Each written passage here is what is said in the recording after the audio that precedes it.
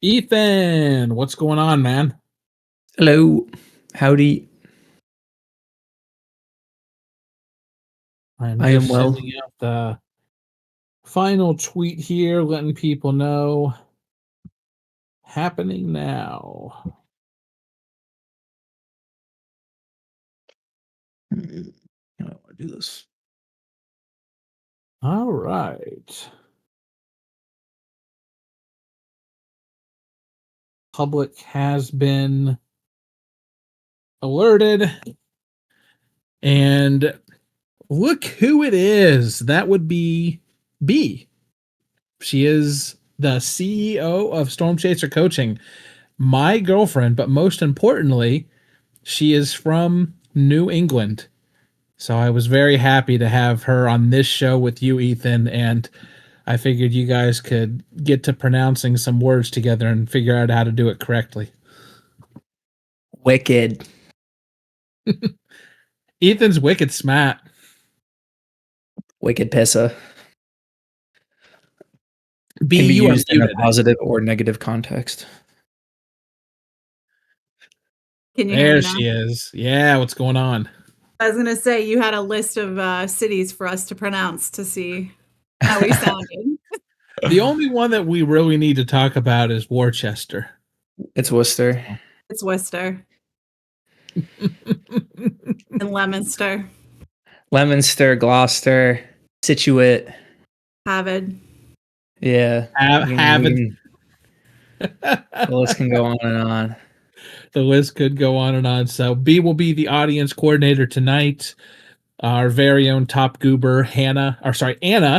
Hannah, you're also a goober. You're just not quite the top goober yet. Anna is off storm chasing. Last I heard, she was crying into a fast food wrapper in a parking lot in Little Rock, Arkansas, because apparently the storms just completely told chasers to piss off today. So that would be the status of Anna, in case anyone is wondering, and the reason why she is not here. So, let's see, Kazaki says, I agree with that. I'm going to assume you agree with the proper pronunciation of words, as all reasonable people should, Kazaki. So for that, I thank you. I appreciate the support. 2 out of 10 rage bait. All right, let's go ahead and get into it. If you folks have any questions, what is that? My pet African easterly wave when he escapes into the Western Caribbean.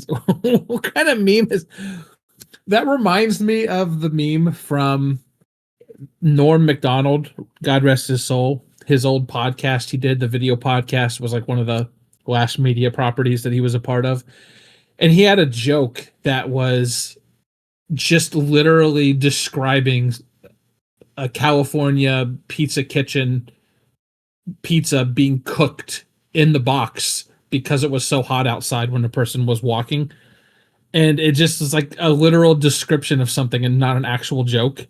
So that's what that meme reminds me of. It's a very Norm Macdonaldish type meme saying this Northeast Chaser. So very well done. Gotta love Norm, R.I.P. Rest in peace, big guy. All right. Do we have any questions from anybody? See some return people in the chat. Kind of a small audience tonight. Should be a little bit intimate. Not like that. Don't anybody get any ideas. Judge told me I can't do that stuff anymore when I'm on a live stream. At least not on Discord. All right. Indeed, that did escalate quickly. All right, Ethan. Well, these jokers are trying to figure out if they actually want to ask questions or if they just want to sit there looking pretty. I'll ask you, what do you have going on lately as far as June 1st is concerned? I know you had sent out a few tweets about some updates, some things that you were doing. So why don't you give us the rundown about the YouTube channel that we all know and love? Yeah, so I'm doing like what I've typically done through the end of this quarter, so quarter 1. And then I'm like drastically scaling back uploading, and I'm kind of completely adapting to my like what I'm going to be uploading. So it's going to be way less frequent, but it's going to be like much longer form, highly produced type stuff. There's already one project in the works right now, that's been in the works actually for 4 months now, 5 months now.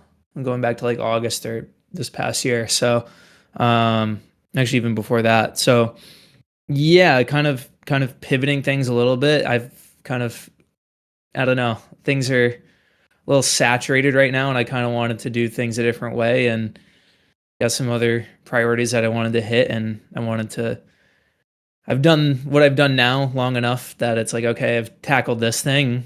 Let's evolve it to the next thing. So that's kind of where I'm at. If that Very is nice. And the makes helpful any thing sense. there is, since you did already build so much credibility with your subscribers, with the people who enjoy your content, you'll have a lot of trust already baked into the equation if you choose to go in a slightly different direction. So I have no Yeah, doubt that's that that's kind going of to end up yeah, being that's successful for you. exactly. So it's just kind of I'm kind of just pivoting. I'm happy with what I've done in the past 18 months, but I'm ready to do something new and challenge myself a little bit more. So I see that actually with a lot of popular YouTubers, popular streamers. It's that you kind of have to get on the grind and post a lot all the time consistently to build up that initial audience. And then there's a moment where you can sort of take a step back, have a deep breath, and then figure out exactly which direction you would like to go. And you get to consider a little more about what it is you would actually like to be doing versus just building the brand up at any cost. And so it seems like a pretty normal evolutionary stage in a yeah, YouTuber I think slash it streamer's has life. to. At least in the capacity that I'm doing it, where it's like it's a completely solo operation, like sustain it, like to do this long term. I don't think you can be doing the same thing like that day Mhm. in, day out. Um, I mean, like I've definitely had periodic episodes of burnout, and kind of like having to I don't want to use the word slog through it, but like what I used to love doing would sometimes, feel monotonous and like I would have to force myself to really kind of move the needle forward. So and I've just kind of like grown tired of the status quo and I'm ready to do something different and um I'm yeah, I mean that's I guess it's like I can go much further into it, but at the same time too, there's other aspects of my life that I want to tackle too. So it's kind of a multifaceted approach, I guess, to what I really value, and that's going to be strong long form content and really diving into topics that I really want to talk about. So Hell yeah. Well, we are all yeah, excited to check that out when you start releasing the content. And I think I know what's going on. I think you being here, having a pretty girl on camera, is scaring off all the storm chasers. Wouldn't be the first time that happened, by the way. No offense to the storm chasing community, but it's not always exactly the most, we'll call it, they don't always have the most riz. We'll say it that. So, maybe I might have to have you turn the camera off at some point here so that we can get some people stepping up to Dude, the I plate knew to this was a ask bad some idea. questions. I told you not to get me in the chat. Just ignore me. I'm putting up the storm chaser. That's it. Oh gosh, you scared her off, chat. Come on, guys. This is all right. All right, start off simple. Don't worry about pasting this one over in the sheet because it's the first one rolling in. So I'm just going to read it fresh off the press here. Kazaki says, we're going to start off simple today. Try to get the ball rolling questions wise. Appreciate that. Kazaki always comes through with great questions. He says, Hello. what lesson took you the longest to learn as a chaser or forecaster? Great question. That's a fantastic question, and that is not a simple question. I don't think that's a very wow. I don't know if I've ever really thought about this, so now I have to like kind of marinate with the question a little bit. Longest thing that it took me to learn. Um, uh, So while I think you're thinking about that, I can actually chime in real quick because this doesn't necessarily require expertise that I don't have. For me, it was pretty simple. I've chatted about it before on one of the other shows, and it's that I was just too damn early to every single storm. You see a little blip go up on the radar, it starts to develop the faintest presentation of a supercell on radar. Maybe it starts to show you an updraft base visually that looks appealing, and so you rush to get underneath of the updraft. And especially in a lot of the places that I chase, which in the past, just because of accessibility, have either been the Midwest. So we're talking like Illinois, Indiana setups either early in the year or sort of Northwest flow setups later in the year, or down in Dixie, because that's only an 8 or 9 hour drive for me to get to like northern central Dixie in the southern states. Because of those areas that I chased in, the storm motions are generally faster than the stuff that just came off of the Rockies that's sitting out in the plains. So by rushing to get underneath of the updraft base as quickly as possible, I was basically missing every single opportunity to see a tornado. I'm not saying that I would have seen a tornado even if I would have showed up on the storm later, but I was definitely not putting myself in the position to actually see anything, because by the time the storm had a chance to ramp up and develop, it had long since passed me by and was out of visual range, and there was no catching up to it. Because you really, especially if unless you have a perfect highway that's trailing the path of the storm, you don't even need crazy storm motions like 50, 60 miles per hour for a storm to get away from you. 35, yeah, 40, no, 45 30 miles per hour, that'll do the trick if you don't have a perfect road network.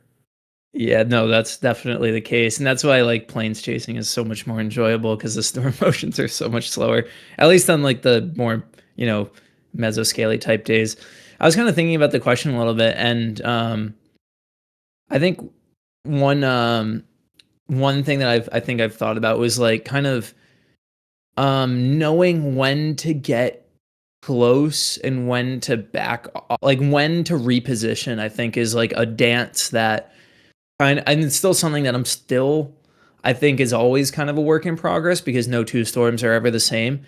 It was funny. I did a little stream last night just on the June 1st channel, and I was talking briefly about what was it, April 24th this year, which was the Matador and Silverton Day, and I waited too long to take my reposition route. And I did, and ultimately, while I still was able to see the Matador tornado, I I could have had one of the best views of it if I went like 5 minutes, if I repositioned 5 minutes sooner than I did, because I went kind of people had like kind of two different vantage points, particularly on that storm. For those that are familiar, there were people that were already in the canyon and they had like the wide shot of the whole updraft base and the tornado. So like Cameron Nixon had that perspective where he was already down in the canyon and he had this beautiful shot of Matador underneath this beautiful storm. And then there's kind of like the Stephen Jones perspective, or Kelton Henderson's another one that like had a good perspective of the tornado, with the sun still kind of behind them, kind of the more traditional south of the tornado type view. And so I went like the south way, and I stayed on paved roads, and I went down towards Floydada and then went to the east. And if I did that 5 minutes earlier and then shot back up the paved road, which I think is, I was literally looking at this yesterday. I think it was Road 28 or something, Farm Road 28. I would have had like a perfect view of it. No chasers run it. So I think it was, kind of figuring out when to like, okay, learn when the storm's cycling and kind of getting that thing. So that's something that I don't think you can really like learn like on like a without doing it. It's like it's one of those skills that you just have to do through repetition, I think. Like I want to like, it's like I'd love to give like a straightforward answer, but with so many of these kind of like judgment call things, it's like you just kind of have to do it again and again and again and kind of develop that muscle at the, so hopefully that's a good answer. I ain't rambled too long with that story. I But think it's it's like a really great answer on your part. Yeah, so it's like it's a matter of kind of like being able to tell, or like well, it's a little bit easier to tell when a storm's going outflow dominant, but knowing when a storm's cycling and when you want, like, okay, like say like a tornado concludes and it's like, okay, like now's my window to like get to my next spot, and then kind of like wait, and then it's like, okay, do I have time, or is this thing about a plant? Usually, like if it's about a plant, you can usually, that's pretty easy to tell. It's kind of that weird gray area in between like tornado, like occlusion obviously, and then like the new base is like wrapping up. It's like kind of that window of like mushy middle. So yeah, Yeah, and that's the thing too, right? Is you can do all of the preparation in the world. You can watch as many videos, you can watch as many live streams, you can read as many books, ask as many questions, but there's no like specific answer for what to do when you're on this storm on this particular day. It's moving in this particular way. It looks like this. Like those sorts of decisions only start to come naturally after you have had the repetitions to start to get the pattern recognition. And that is Yeah, for over and sure. over again. You talk with people on these. I get a unique vantage point, right? Because I get to chat with everybody, rotating through all these shows. And that's with both Chaser Chat and Storm Chaser coaching, just been the theme that everybody comes back to, is that it's just pattern recognition. And studying does not teach you pattern recognition. It teaches you what sort of patterns to look for, but it doesn't actually help you to recognize them in the field. You have to get out there and be frustrated and sit in your failure for a week, a month, sometimes an entire Mhm. year until you get to chase your next storm, and use that as fuel to actually learn the lessons and get back out there and change your behavior. Yeah, that, and it's like, and it's every like, yeah, obvious, like it goes without saying that every setup is different in some capacity, but like you eventually pick up on the patterns of like types of chases. So like, your cold cores or your, Texas outflow boundary. Like there's the different things, and it's like I only chased my first true cold core setup this past year. So it's like that was like a new experience for me. And like, yeah, I got some learning lessons out of it, but it'll probably take me a couple more times, honestly, to speak more confidently. Whereas someone like, I'll point to like Hunter, for example, like him being in Iowa, like cold cores are like he gets a couple of those a season, or, an MCV type setup. So, um, whereas I'm much more comfortable with like the more traditional plains style chasing moments, I guess. So yeah, and then I guess the same thing, like that same philosophy can also be applied to for like using models and stuff like that too. And like you can ask like, oh, like what parameters should I look for? And it's like, yeah, you can look for like certain cheat code parameters, sure, but like you need the greater context. No, there's no definitive to anything. And that's the beauty of this interest, this hobby, this whatever, right? Is like there is no set definite answer. And if there was, then where's the fun in that, right? So, I mean, sure, we all want to see wedges every single day, right? But at the same time, too, that would get boring pretty quickly. So, Agreed. If it's the you thrill saw of a the wedge hunt. every single time, a wedge Oh, would no longer be let me clear special. that out. So, gonna give a shout out to B. Dean Barry in the chat.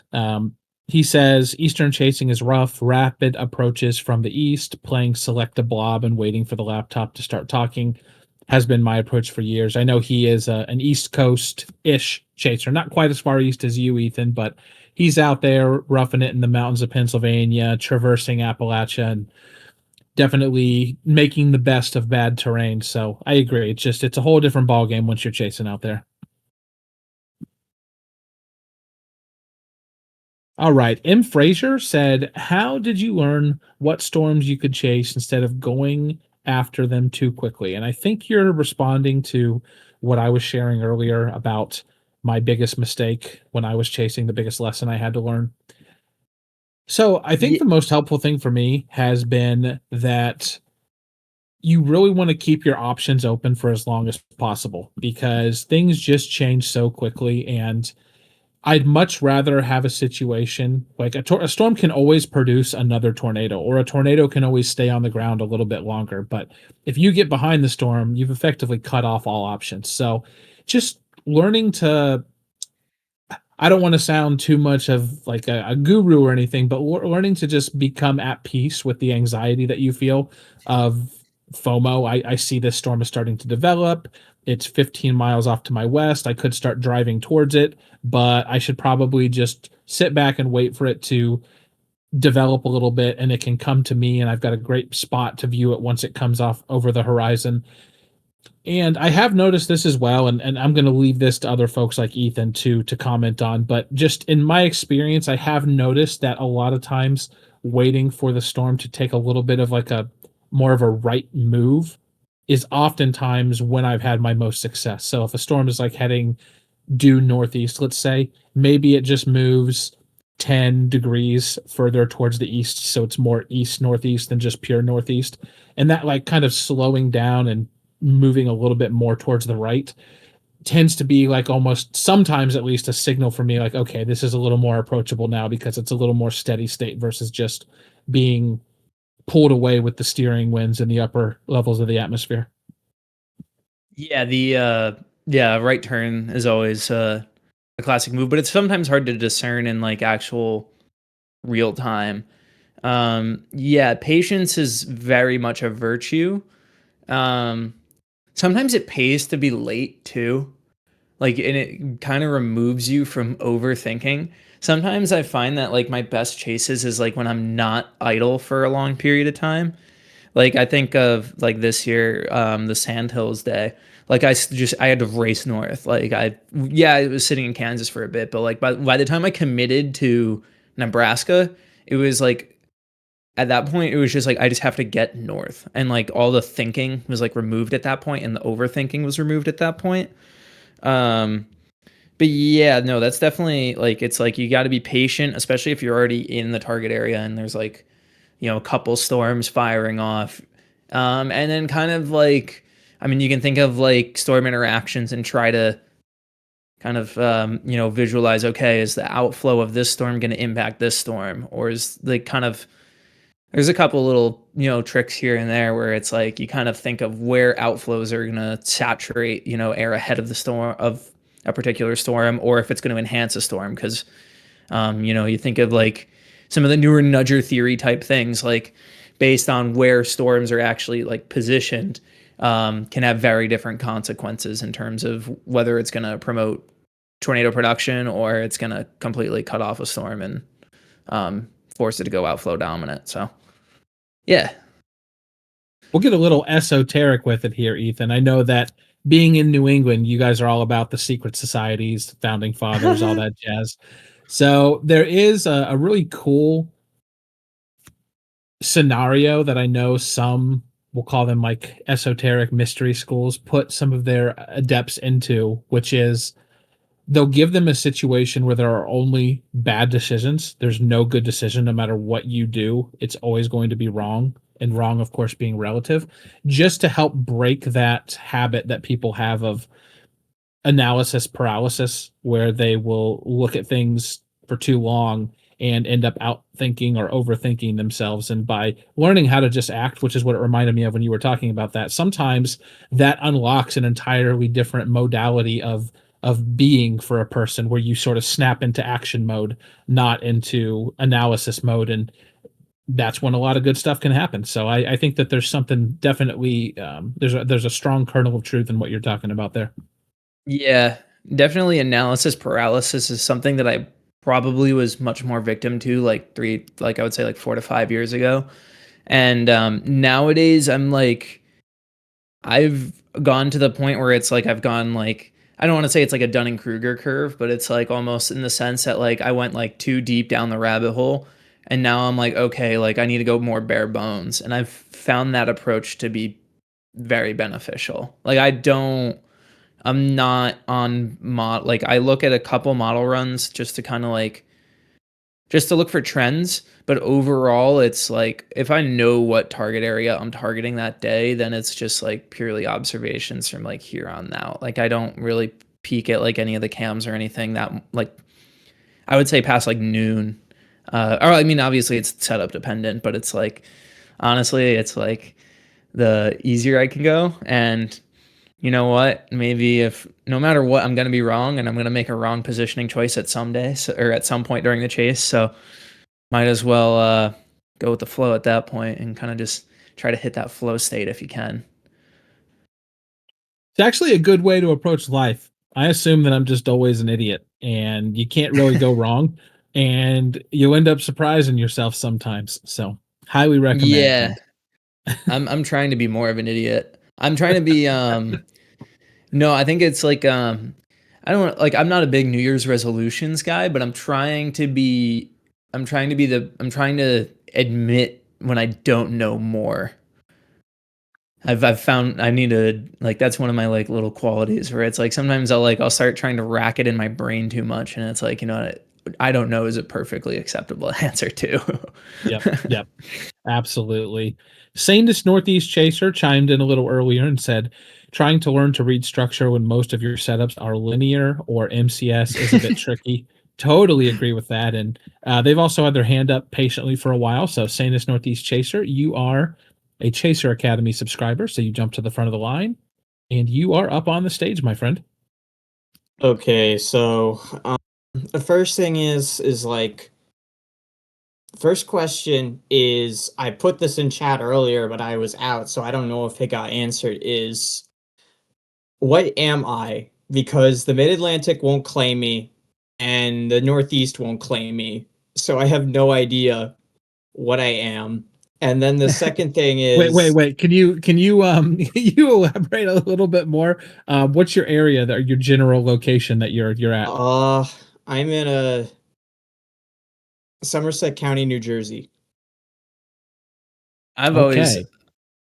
always said Northeast. Well, there's context here that like I've the always Sanus considered Northeast myself Chaser is Northeast. a long time June 1st so Oh, okay, gotcha. That's what I was Yeah. missing there. So go Yeah, for it, yeah. and So- I'll mute myself. But I've always been in the camp that what's it called? New Jersey and Pennsylvania I consider more northeast, and then once you get like Maryland and south, it's like once you get like that Delmarva Peninsula and all that, like that's I mean, Mid-Atlantic at that's that my point. personal opinion, but my friends, I've It's got been swung one in either way Camden though. County, one in Camden County, and one in Atlantic County. They both say they're Mid-Atlantic, and they say that New Jersey is Mid-Atlantic, and I'm like, I mean, no, you could I cut don't. it through New Jersey too. I mean, if you really want to divide the line, North Jersey's Okay. northeast. All right. The second But- thing is, how do you Are deal we with are we mountains? hold on? Are we gerrymandering storm chasing classifications over here? Like, Geographical regions, we can leave it Okay. broad, but And the second thing is, I just want to ask more about how you really deal with more mountainous areas, because I mean, like, of course I've had my own adventures in those areas, but this year I was I if it was what's really annoying me is September 5th. I wanted to go up into New England, but my friends didn't like the terrain up there, so they insisted that we stay down here, and we just drove around and got nothing but rain slop. And I want to ask more about, like, what's your procedures and things to keep in mind in dealing with mountains and more mountainous, more forested areas, besides just like knowing the roads and trying to look ahead of time and see where your best vantage points are. yeah, I mean, obviously there's a lot of prep work in the sense of like I've done a lot of legwork, I guess, in like a good chunks of the Northeast in terms of planning out areas and stuff like that and kind of, but like honestly with like the forecasting process and kind of doing the prep work and stuff ahead of time does pay off in the end. But also like knowing so with what you're talking about, like kind of being more in the chase, it's like giving the breathing room and kind of understanding like, okay, like if there's a windy road ahead, like there's no way I'm going to be able to, you have to kind of time like when storms are going to reach peak maturity, and you can kind of figure that out a little bit through models, and then a little bit just kind of with intuition. And so usually like what I'll do is I'll kind of if it doesn't look like the storm's going to be good by its like when it's still like 20 to 30 miles out, I'll start before I can even see like a shelf cloud or see like any sort of true storm features, and it doesn't look like it's about to go for it, like I'll still keep giving it room. So it's just kind of being as ahead of the curve as you can possibly be, because you can always charge towards the storm and gain ground on it with it. Like if it looks like it's about to do its thing, it's much more difficult to like get back ahead of the storm, obviously. So that's kind of the way I go about it. And with mountainous terrain and stuff like that, you do like, I mean, it's really hard to like not have areas planned out. Like you can do it. You can use a drone. That's you can periscope up, as they say, or as I say. But it's like, if you want like good vantage points, like that's stuff that like you kind of have to scout ahead for. It's like looking for like aurora spots or something like that almost. I have a massive folder of like just like Google Map spots, and like all in each, I have them subcategorized by which way they're facing in like subfolders. So I have like westward views, northern views, southern views, a couple eastern views, but those don't pay off too much in chasing. Man, we should create something someday, an app that's like Pokemon Go for storm chasers, where people can actually like put the equivalent of like Pokestops they can apply to have them like good viewing spots, and then you just like overlays on top of Google Maps or Apple Maps or whatever in a sandbox, and then you can easily see where the best places to go, so you're not drive. I mean, the more I say it, like this isn't the worst idea in the world. Like obviously, it's helped you a lot to have an actual catalog of all the different spots that you can make it to that give you good viewing. Yeah. So Interesting. food for All right. thought. By the way, anybody in chat, hopefully either none of you are ambitious enough or were listening when I talked about that, because that's actually an idea that I'm going to look into. Maybe I'll vibe code something up here with Claude. All right, Ethan. Next, well, not really questions. We got Storm Chaser Radar Shark and Storm Sync WX. That's Connor. Both saying hello to both of us. So, well, actually, sorry, Connor only said hello to you. So, hello to Radar Shark, and I'll let you say hi to both people, Ethan. Howdy. There we go. Connor says, I think when it comes to the East, you kind of just have to take what you get. I learned to set my expectations low here in Virginia. So at this point, I'm happy if I see a nice rain shaft or some lightning. Couldn't agree more. Virginia has its moments though, I would say. Peter Forrester has has gotten some of the craziest Virginia supercells over the past couple of years. And it's like I wish I knew Virginia better, but anyhow, Virginia can be conquered.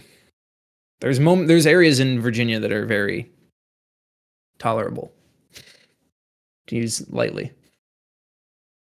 That's another thing that we'd like to do with Storm Chaser coaching over the years with this project. So we're talking like 2 to 10 years into the future, is actually have content on our YouTube channel. So that'll of course be free for everyone, that talks about each individual state where chasing is possible and gives like an overview of that state. Obviously, a YouTube video isn't going to be like 3 hours long and go into super in-depth detail about every spot on the map like we were talking about a second ago, but just giving people an overall feel. Like I would feel pretty confident making the Ohio video, for instance, and talking with people about where's a good place to chase, stay away from this region. If you're over here, watch out for this, that sort of stuff. And so, would be cool to have something like that for Virginia down the line as well. You can do Vermont. Yeah, I don't really know if chasing in Vermont is that even possible? Is that even? Yeah, no, like the far western portion of Vermont is like the Champlain River Valley or Champlain Lake Valley. Like Middlebury or from Rutland north up towards Burlington is pretty flat. That's where all the Cabot dairy farms and stuff, where all that is. So if you like Cabot cheese, that's where your cheese comes from. Sounds like a good place to stop and get lunch. Yeah. Wisconsin's got competitors, I guess. I don't know. Runs a Chaser. Question about May 18th, 2025. Would you rather have gone to Kansas or Oklahoma? Either you see the Arnett, Oklahoma tornado or all the Kansas tornadoes. So I think I remember May 18th fairly, or well, I mean, I guess that was the I would say chase centric outbreak day of the year, like classic, like Great Plains, like waking up again type thing. I probably like, it's funny because like I think I was leaning more Kansas, and I was kind of just because of like I have this weird obsession with Western Kansas in the sense that like I want it to come back in the worst possible way. Like I want like a West Kansas redemption arc, and I think that was part of my reason why I went north on June 5th this year. Just the idea of getting like a West Texas wedge is like so romantic to me. And so there was like the Scott City cell, which was like not the prettiest tornado. But I think the most logical play that day, well, there was also the Bennett, Colorado land spoutish hybrid tornado kind of thing going on, which was another beautiful, if you're a fan of the high plane style tornadoes. But I mean, Oklahoma was probably the most bulletproof. That northern Oklahoma target was the most bulletproof target that day, I would say. I probably would have ended up. That's easy for me to say, and I like to think I also probably would have missed like Plevna and or whatever the Greensburg 2.0. I would have missed those tornadoes. I think I would have probably called the chase at that point, or maybe not. I don't know. It's hard to say, but usually takes a lot for me to continue chasing into the night like that. So maybe that would have been the instance, but hindsight's very 2020, obviously. So you're not a big fan of nocturnal chasing?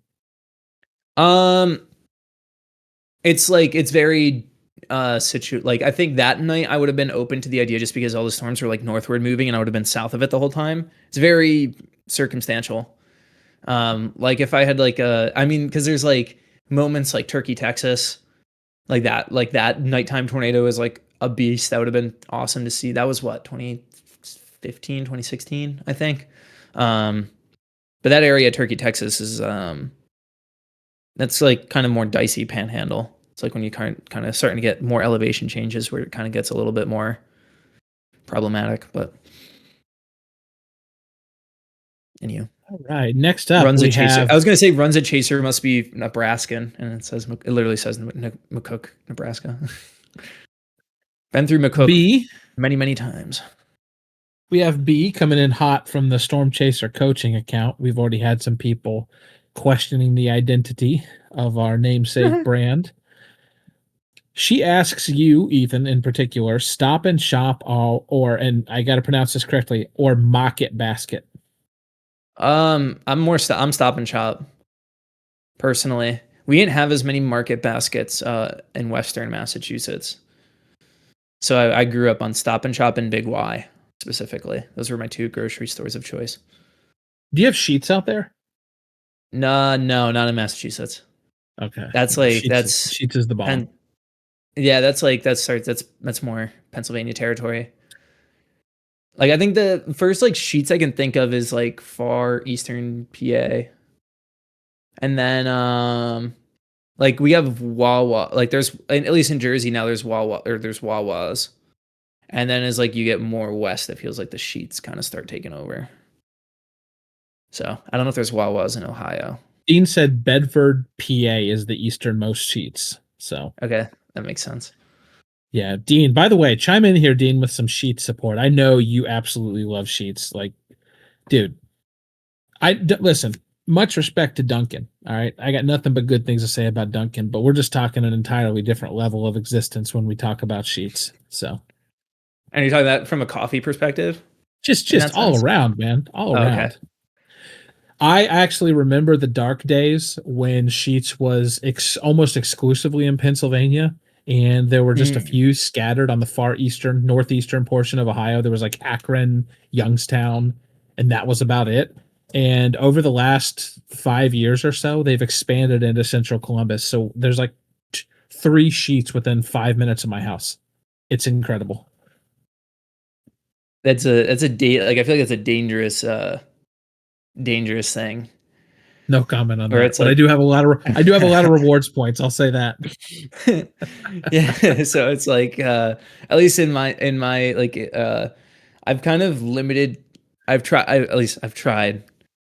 to limit fast food at this point in my life to just when I'm chasing. But it was funny. Like we've talked about this before. Where I've tried to come back to this. It's like Godwin's law for Ethan on these shows. Yeah, exactly. So it's like, but even then, I still have to limit it. So, yep. Yeah. By the way, if you don't get the inside joke there, if you are a Chaser Academy subscriber and you go back to, I believe it was the first ever group coaching session. So what a way to bring in the group coaching sessions for subscribers with a bang. Just look through the timestamps in the group coaching replays channel under the Chaser Academy category, and you'll know exactly what we mean. So I'll leave it at that. We don't have to. Oh yeah, Cumbies is the gas station of choice when it comes to Massachusetts for like big style gas stations. It's Cumbies, Cumberland Farms. M. Fraser asks. M. Fraser asks. So to add on to your Pokemon Go idea, do you think in the future Storm Chasers could create an app that utilizes AI to analyze real-time data direct to you through GPS to ideal spots to intercept safely. So I'm not going to rule anything out. I will say that being a person who actually started a small business based around AI about a year and a half ago, 2 years ago, when I saw the writing on the wall that AI was going to be something huge, and somebody who, I won't say that I like know everything, but I feel like I'm definitely in like the top 1% of people when it comes to keeping up with AI developments and news and stuff. And I can categorically say that human in the loop for the foreseeable future for everything. So, do I think that there's going to be an app that will, without any errors, 100% accurately tell you where to go and keep you safe when you are, because that's always that's always the gambit with something related to a thing like storm chasing or driving, right? Is if you're relying on it, then you're relying on it to keep you safe, which introduces a whole host of potential legal ramifications. It introduces a lot of ethical questions. So I think that AI has definitely a role to play in storm chasing that hasn't been tapped into yet. I think that's true for just about any strategically or data oriented industry. But I don't think there's going to be anything that's going to quote unquote solve storm chasing in the near future. And again, that's coming from somebody who has a lot of hands-on experience with these things. And I can tell you, if you let them run amok, and you assume that all the outputs are correct without being able to verify it and interpret it yourself, you are in for a lot of trouble. Assuming makes an ass out of you and me. Yep, yeah, that's true. Okay, Stainless Northeast Chaser. By the way, those of you who have asked questions and are wondering why we have not asked yours yet, it's because Storm Chaser coaching subscribers for the Chaser Academy get their questions bumped to the top of the queue. So Stainless Northeast Chaser says 200 plus 3 cape is usually a screaming go here, but it's hard to get those values further west because of the higher elevations, drier air and higher LFCs. Yeah, I mean, I would pretty much agree. If I see 203 cape anywhere, I'm literally sprinting to that location usually, as long as there's any vorticity to speak of whatsoever. June 5th. June 5th. Close cousin to June 1st, by the way. Yeah, well, June 5th, 2025 is the day that I just like. That was my prior river day. That was like I think that was like close to like 3. It was like 250 3 cape and like 300 surface vort. Like it was like the biggest bullseye I've ever seen. And then morning convection soiled it, and Texas outflow boundary was the go here stupid play. So Storm Chaser Radar Shark asks, how do I get good footage for YouTube? I think we could benefit maybe from a little more specificity. So are you trying to get like tornado footage that you can put on YouTube? You trying to get B-roll footage? Are you trying to like actually create video style content that is more like Storm Chaser lifestyle oriented? If you could be a little more specific, maybe we could help you out a little bit more, Storm Chaser Radar Shark. So we'll keep an eye in chat for you to give a few more details. Dean Barry says, I grew up in Virginia, started chasing there. It's a nightmare. Everything's extremely rural with huge forest or densely populated city or both. Yeah, you people are just built different that were chasing anywhere along the East Coast. So nothing but respect for you folks. And then Isabel Rathburn says, speaking of Virginia, something I've learned about chasing here is that 3 cape can be a really important parameter. Is that something you look at when chasing? I know we've chatted about 3 cape a little bit already, but Ethan, maybe if you could answer that question and then also share with some folks who might be newer chasers or who might just have not studied before, what is it in particular about 3 cape that makes it so special in regards to other ways of calculating cape? Yeah, so 3 cape, 3 cape's always important. That's like kind of like one of your quote unquote cheat code parameters, and basically it's short for 0 to 3 kilometer cape. And the reason why it's so important is because it is that lowest level of instability that you're getting from the ground to, kind of, that height where, your mesocyclone is, the heart of the mesocyclone is in the storm. So, yeah, so it's just something that it's, if you can get instability in that really low layer, yeah, so like you want like, mixed layered cape, like up through your entire, troposphere. just to sustain like an updraft for an entire storm, but it's that lowest one because it's like if you think about it, like air gets thinner as you go up in altitude, obviously. So if you have like as much of that lifting force through the thicker air as possible, because it's that last little bit that's the most difficult part. Tornado genesis is can't get a tornado if you can't get that rising motion off the ground, that instability at the ground. So that's kind of why it's so important at a fundamental level.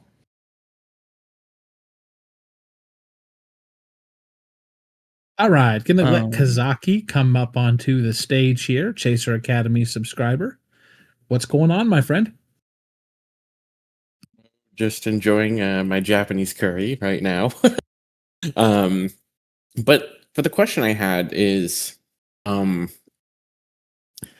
the day of, how reliable would you say models are versus just solely going off of like the data you're getting from like the surface observation and meso analysis? Like, does models really have any, I guess, key for helping you the day of versus just like relying on like, I guess, closer to like now casting? Yeah, so they still have their purpose for sure. So the thing is like it's always going to be a like it's not going to be a definitive thing, case by case basis. I'll use June 5th once again for an example, which was for those that weren't familiar, I know I've referenced it a couple times. There were two targets that day. One was down west of Lubbock, Texas, and the other was up towards like Johnson City, Garden City, Kansas, like up further north, obviously. Far enough a point where you had to commit to one of those spots that day. So ultimately, like I remember the her that morning was like consistent with printing like, you know, a supercell or whatever in run after run in Kansas and down towards Texas too. And I was worried that there would be like an upscale growth component further to the south. I mean, both targets were probably going to go upscale at some point, obviously, once, you know, kind of your inhibitions kind of fully burned away. But the thing that the her was not picking up on that morning, there was a line of a bunch of morning convection that came through Kansas, kind of like that 11 or, you know, that 10 to 11 a.m. time frame that kind of just like soaked so much of the energy out of the atmosphere up there. So while there were still tornadoes up that way that we saw, they weren't like, given the parameter space, they were lackluster for what they could have been if that morning convection wasn't there. So you kind of have to be like, okay, like especially with like those cams, it's all about like kind of like your initialization. So after 0, like you have if it's initializing at 12Z, okay, at 13Z, is it still keeping those morning storms or whatever? Or is it even pulling them in right away? Because sometimes it'll initialize a morning storm, but it's not to the level that they actually are at, and they won't persist in the model. Like it'll just burn them off right away because models are idealized. So that's something you kind of have to keep in mind there. But honestly, it's like I've leaned more and more towards relying off of observations and intuition the further I've gotten into this later in the day of. Yes, I'll still look at cams and stuff the morning of, but like I said, usually once I've committed to a target location, I'm not looking at cams anymore. I'm kind of just watching like CU fields and watching boundaries move and stuff like that. So that's kind of my personal philosophy. Hopefully that was answered what you were looking for. Storm Chaser Radar Shark says, I was also thinking about making a series kind of like Tornado Chasers. So, first of all, great idea. I think everybody would love having that show back. Second of all, Ethan actually made some content like that for Storm Chaser Coaching. Earlier in the year, or I guess it would be last year now, we made some Chase and Explain episodes. I believe there are 8 of them total. One of them is up on the YouTube channel right now, and the rest of them will be coming out over the course of the year on YouTube. But For Chaser Academy subscribers, so if you see those people with the red next to their name, those people actually can go to the legacy content channel in the Chaser Academy category. It's where all the locked channels are located. And if you open up that Google Drive folder or that Google Drive link, there's a folder with the Chase and Explain episodes. So all those episodes are available for you guys to watch. Ethan did one, was an absolute blast watching you on that chase. And they're really cool because they're like the Tornado Chasers episodes, except they go into more of the science and they talk more about obviously storm structure and storm chasing strategy versus just being dramatizations for, a more generalized audience. So definitely would recommend all of you guys checking that out. And I'm going to go ahead and toss a subscribe button into the chat if anybody wants to check those out now or join the Chaser Academy. Right there, click that button, subscribe. We'd love to have you in there. So, Ethan, next question is from Sanest Northeast Chaser. They have requested to speak. So, Sanest Northeast Chaser, you are back up on the stage. Okay, sorry, my mic was muted. This question is about Matador. I'm not going to talk about the damage because that has been talked about way more than is really productive. I'm more just curious about the actual setup now because that it feels a lot like it was a typical like late season Cape Nuke setup. But what I was thinking out is that I think it was like Trey who said something like the only reason that setup would have happened is because of an early morning OFB that was cooking in the sun all day, and that was able to provide enough moisture to prevent to actually leave LCLs low enough to actually get a tornado. Dude, I don't know if you've really looked too much into that setup since like 2023, or if does that sound like something that could happen or something to watch out for in the late season up on the Cap Rock, or if or you think that's a little I want a second opinion. Yeah, no, I think that's yeah, no, I agree with Trey's assessment there. I'm fairly familiar with Matador 2023. It's one of the it's like I don't want to call it a Gerald because there's differences obviously, because like Gerald was like kind of there's the whole gravity wave thing aspect of the initiation, but like it's definitely like kind of the I can't remember if it was like a pseudo cold front or a Pacific cold front catching the dry line there, plus the boundary that was already existing there. But that was a day like earlier in the morning, like it was like there is a lot of those late season setups where it's like you start off with a 2% on the day, and then by the day's end you can have like a 10 hatched.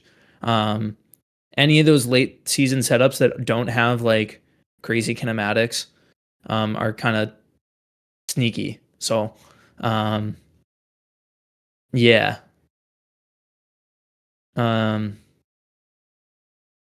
Yeah, I think that. Yeah, I trust Trey.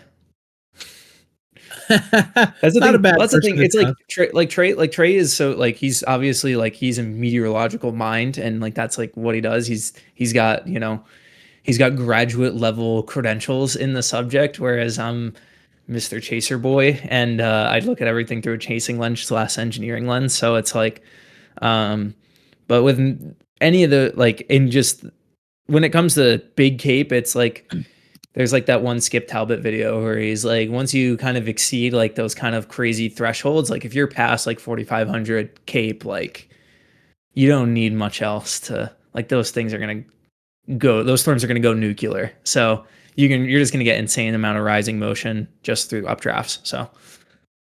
Yeah, and I think one of the things that I can speak to as well from having been in similar industries to this, obviously I've been in the WX industry for a while now, but then previously in the sports betting, daily fantasy sports industry.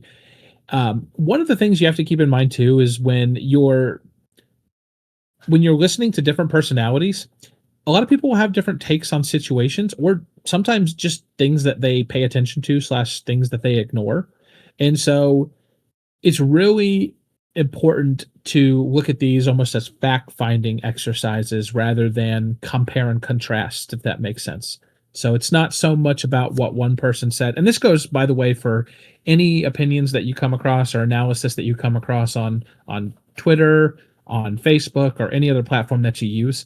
Having an open mind, taking in all that information, and then sitting with it for a little while and trying to ask yourself, why did they think that? This person thought this person thought that, always ends up being more helpful than a direct compare and contrast.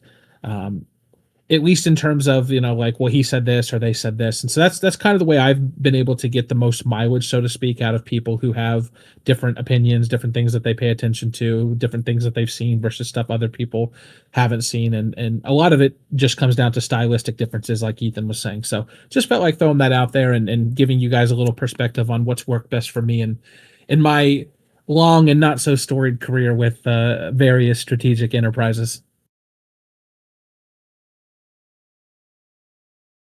All right. Well, we have 3 minutes left, and I promised Wyatt Marshall that we would answer his question because it looks like I accidentally missed it earlier. So let me go ahead and find it there. Here we go. Ethan, what dream shot are you trying to get going into 2026? I don't know if I have like a dream shot per se. Maybe like I would love a like if there's like a specific tornado that I'm still looking for type of thing. Like I would love a good. This is kind of like I would love a Ray Colorado type, like really high based, beautiful tornado. Like I mean, I guess Wellfleet could kind of fall in that same category too. Just really high based like tornado, high contrast, like just big, really tall photogenic tornado. But that's like, who doesn't want that? I guess at the end of the day too. That's kind of like the last like flavor of tornado. I'm like, and a good like I've gotten a couple like weaker multi-vortex tornadoes, but like some real like a really good proper multi-vortex would be sweet. Yeah, I guess that. Honestly, most of my goals I guess are more just like as for are much more of a finished content perspective, I guess. And as I mentioned, I don't know if you were here earlier, but I'm kind of shifting focus with some of the June 1st stuff and doing much more longer form stuff, doing much more polished work. So that's kind of more of where my head is now at this point, like trying to get a little bit more professional and, or at least feel more professional, I would say, and kind of doing that, I would say. I can go a little bit longer too. I don't mind sticking around for another 15 if okay, yeah, if we nobody's have in a some rush. people who want to Yeah. drop some stuff in chat, we can stick around for another 10 minutes or so here. And it was a little slow I'll to answer. start, so. Oh yeah, no worries. That's always like that. I feel like office hours, you kind of have to let your hair down. You kind of feel out the room, make sure everything's going well. Whereas group coaching is kind of just like the premium sessions. We punch through and get right into it.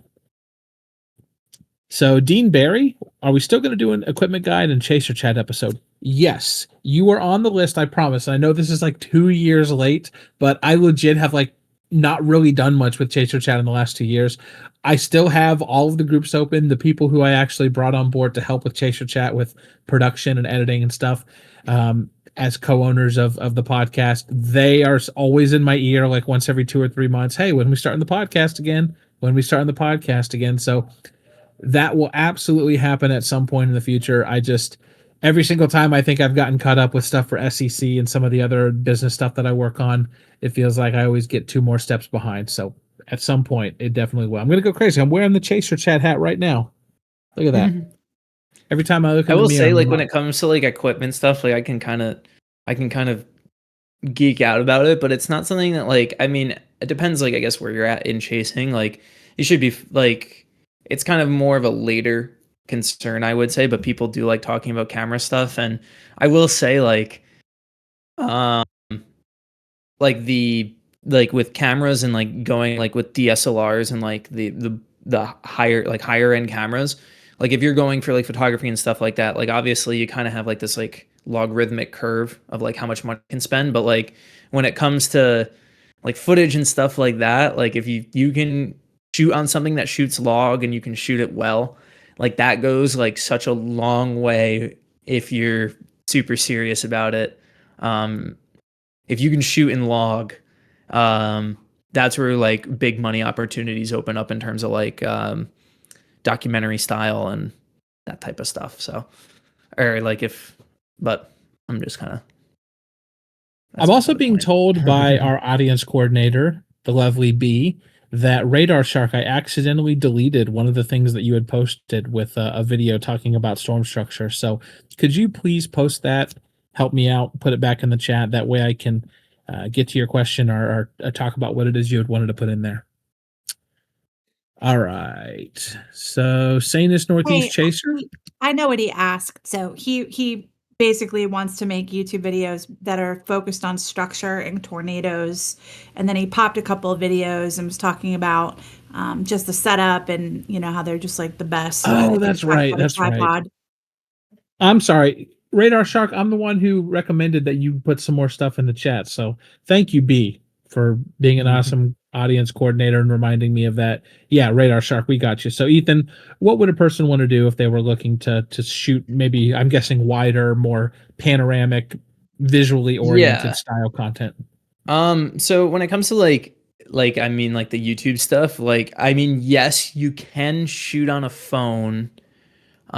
Yes, like iPhones and stuff like that are getting really good, but the problem is like you don't get the dynamic range that you can get with a full proper, like DSLR/mirrorless sensor. Like that full sensor, like the amount of raw information you can take in with those imaging sensors is so like to most people you won't be able to tell a difference, but the moment you can actually get like focal lengths and stuff like that, like with like a camera that you're using, like a proper camera, you can tell the difference in terms of like how it's shot. And it's like it's hard to like kind of get into it without going, but honestly, most of like what you're shooting, like it all depends circumstantially. So like I'll use like if you're filming a video or you're like if there's footage and you have like you kind of have to think of different shots in your head and you have to think of you kind of have to have a variety of options available to you. So like you'll see like some of the what chasers are doing nowadays, they use like 360 cameras. Like yes, it's cool to shoot in 360, that's cool. But like what people are using the 360 camera now is it adds like a third person narrative for the third person narrative perspective, right? So you can use that to have like, oh, it's like you see the tornado with your car as you're driving or whatever. Might not be shooting over your shoulder if you're driving. Like you have an internal camera too. So you can get like the personal aspect of it, because that's the thing with storm chasing nowadays is that you're going less and less away from like beautiful cinematic footage. Or like just raw footage. Like that doesn't work on YouTube anymore unless if it's like a highly exceptional video. You have to be narrative driven now if you want to succeed in the YouTube game. And that's the biggest mistake that a lot of people are making nowadays is that, yes, you can shoot like good footage or whatever, but like you have to be narrative driven. You have to really be like very attentive with like retention and stuff like that, obviously. There's like so many different things that you can kind of, but just to kind of be more broad picture, it's like there's all sorts of cameras that you can use to get the shot, but it's more like how you use them and how you implement them. You still need, if you can get the really good footage of the tornado, great, but it's kind of the surrounding things if you really want to make a good tornado video at the end of the day. You have to think about like what Hank does, right? Like kind of that, but you have to have the multi-perspective thing and be able to tell a good narrative. That was kind of all over the place, but all super helpful information, and we'll have time for 2 more questions I see that came in. So questions are officially cut off as of now. Sanus Northeast Chaser, I'll bring you up on the stage, and then Storm Chaser Radar Shark, your question will be the last one that we answer. So Northeast Chaser, you are back up on the stage. All right. So this is really a shot in the dark here. But what do you know about Floyd New Mexico from May 25th of this year, I heard that like that was like really just a freaking happy accident with like 3 successful boundary interactions that occurred within a span of 15 minutes that actually led to that being able to produce a tornado. Yeah, And I haven't that's pretty looked much the at case. anything myself, the radar data, the surface charts, just like I was just curious if you have anything, if you know anything about that. Is that Yeah, no, that it really was kind of an accidental type of setup to take place. Like, yes, it was like it was a secondary target that day. Um, but when I looked back at it again and like watched the radar loop, there really only was that 15-minute window for tornado genesis to happen, and of course, it ended up being a beautiful tornado. Um, and like 3 people saw it, and like Anton Simon and like Quincy Vagel. But yeah, I with the information again, and even with the hindsight, people that went towards Matador and down into the canyon that day, like, and was in the conga lines and all that, like, that was the correct play to make 99 out of 100 times. I'll put it that way. It was that much of a freak tornado. Yes, was it beautiful? 100%. Am I sad that I missed it? Yes. But at the same time, too, um, I bet if you gave me that scenario that many more times, that still would have you still would have played the more interior Texas target. Last That was question May coming in 25th from for people wondering. right on. Last question coming in from Storm Chaser Radar Shark. I'm not super great at the storytelling part. Any tips? I'll give one small piece of advice, and then Ethan, I'll let you handle it. Obviously, you've had a lot of success with the narration storytelling part of YouTube, but the biggest thing is to write out a script. Is from what I have been able to learn in my own experiences, write out a script and then have other people read it and offer you up feedback. Doesn't mean you necessarily, I don't know why I glitched out there for a second, doesn't mean you necessarily have to take all of the advice or the feedback, but it'll definitely show you maybe where some of the holes are, some of the things that you need to clarify more, some of the things that need to be worded better, that sort of thing.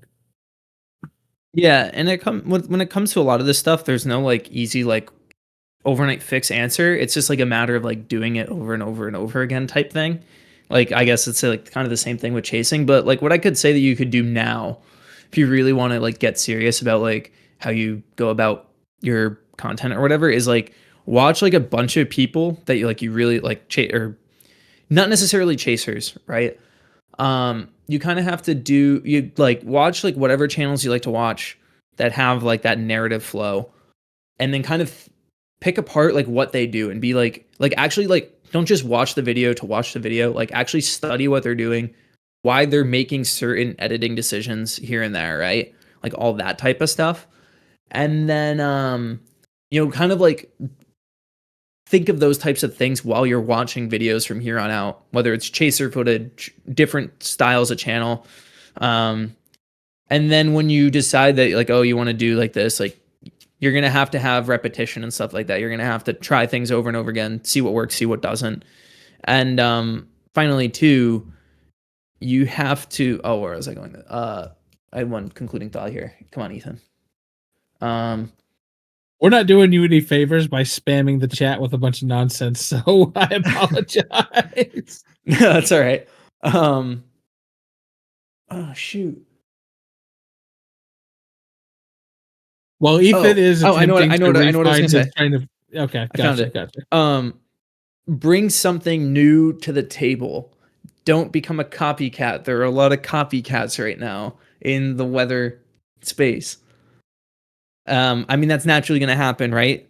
There's a lot of Reed Timmer types, and there's a lot of other people, but they're never going to be as successful. Like because I mean, Reed's obviously one of one, but like, you have to bring your own new thing to the table that makes you unique. And otherwise, you're just gonna. I don't want to say you're going to be seen as a copycat, but you have to diversify the game a little bit. You have to bring something new to the table. That's my philosophical advice. Well said, Ethan. I think that is a great piece of advice to leave the show on. So I want to thank all of you folks for hanging out with us here tonight. And thank B for being the audience coordinator. You saved my behind, no pun intended, a couple of times. And Ethan, of course, thank you very much for joining the show and dropping the wisdom on all the folks. Yeah, this is fun. Good questions tonight. All right, people, remember to check out the Chaser Academy. Got those links in the chat that we spammed earlier. The Chaser Academy channel is always sitting in the channels list once this closes. And if you have any questions about anything, you can always hit us up in support chat. We'd love to talk with you if you just want to know about what it is you're getting with the Chaser Academy. And have a good night, everyone. See ya.